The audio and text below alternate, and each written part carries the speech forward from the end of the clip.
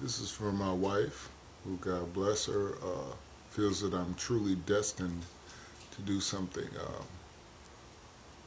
momentous, I guess, with my life, even at this late stage, seeing as how I'm no spring chicken anymore. But anyway, one of her suggestions was that I review movies or books or whatever, give my esteemed opinion that half the time she doesn't want to hear.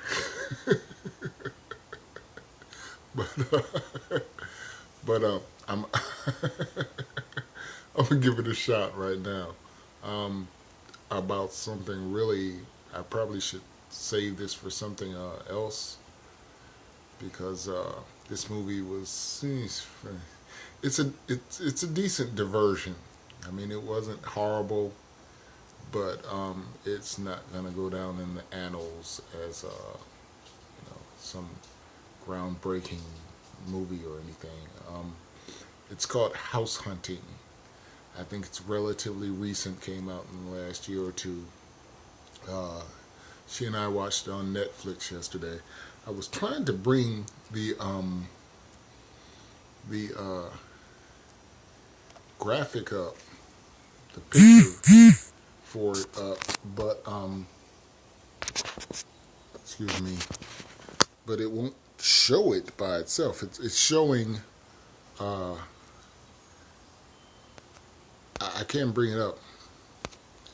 It's showing this, and I don't know if I'm going to get this because I've got this. I'm doing this on a phone. No high tech equipment here, but it's. If you look to the left part of the screen, if I even get this on here, you'll see the advertisement, the promo picture for it. Hold on. I'm assuming that you can see that because I'm just pointing it in the general area of the television. At any rate, as I said, excuse me. As I said, it wasn't a great movie. When it was something to watch. Basically, the premise is there are two families that happen to be looking for homes, and they're both approached by this guy who looks like a nutcase. And maybe if they, trusted their intuition, they would have disregarded the guy. But at any rate, he tells them about a home he has for sale out in the boondocks somewhere, isolated. And they both go to check it out. And once they've gone to the door and checked it out and go to leave, they find that they cannot leave. All roads somehow lead back to this home. And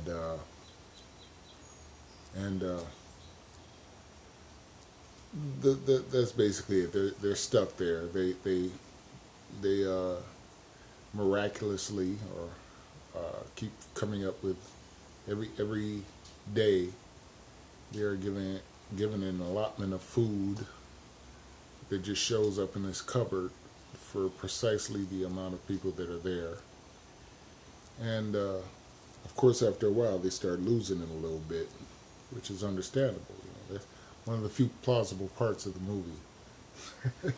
But after a while, it's like, okay, you're stuck in this place, you can't get out. If there's one of the main flaws in the movie is how they seem to accept this like pretty easily. I mean, if you think about it, if you imagine leaving your home and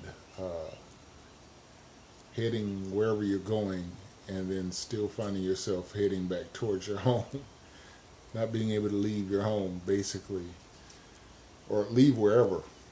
Matter of fact, the home is actually at least more comfortable. This isn't even their home, but I would think their reaction would be a little more intense, and they initially they basically seem to handle it pretty well. But of course, eventually they start to freak out a little bit, and things take a turn for the worse, where they become their own worst enemies.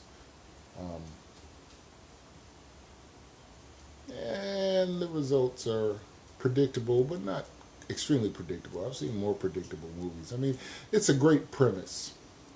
You know what I mean? The premise is pretty good. I won't say great, but it's a good premise. And it probably could have been worked out a little more thoroughly. Decent acting. No one's going to win an Oscar, but it's not bad. It's a diversion, like I said. It doesn't come highly recommended.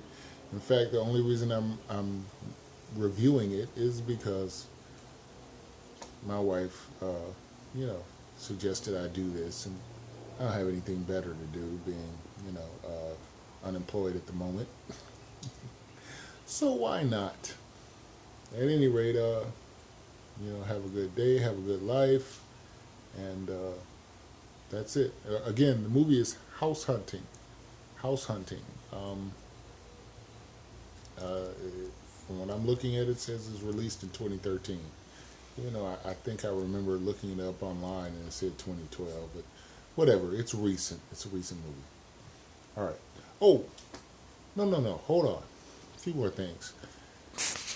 I didn't really go into detail too much. I don't know how this just came to me, but the characters, the people in the movie, one flaw, or one of the flaws, or definitely a flaw, is pretty much all the people are pretty much unlikable.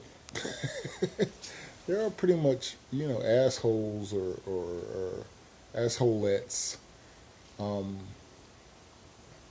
The one of the men seems to be halfway decent. He turns, well, I don't want to give away any plot devices, but he seems to be halfway decent. And there's a kid in there, well, a younger guy, young man, who's just a straight up nutcase, sociopath, basically, which may be giving up something. Oh well. But they're all unlikable. I find that with horror movies are more effective if you give a damn about the characters, and which isn't to say they should all be likable. I mean, if they're not likable, they should at least be charismatic. I mean, for some reason, Training Day comes to mind. Training Day. I mean, the guy Denzel Washington portrayed was a complete, again, sociopath. Someone who only gave a crap about himself.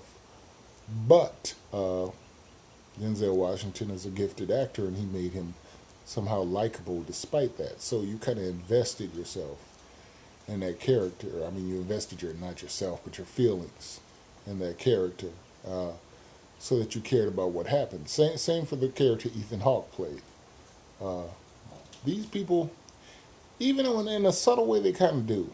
There's one character in particular that really seemed like kind of a nut, and towards the end, right as he started to become a sympathetic character, things didn't go so well for him.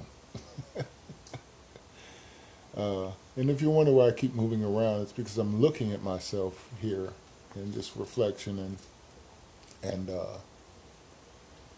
when I'm looking down like this, I'm not. Of course, I have a bad right eye, but when I look up like this, I can see myself a lot more clearly. So, please excuse my minor eccentricities. But anyway, that's about it. I'm gonna let it go. I'm gonna let it go because who's gonna watch this anyway? I'm doing this because why not? Who knows? My wife, never know. My wife seems to think this may be a good thing. Peace. All right. Have a good life. Have a great life. All right.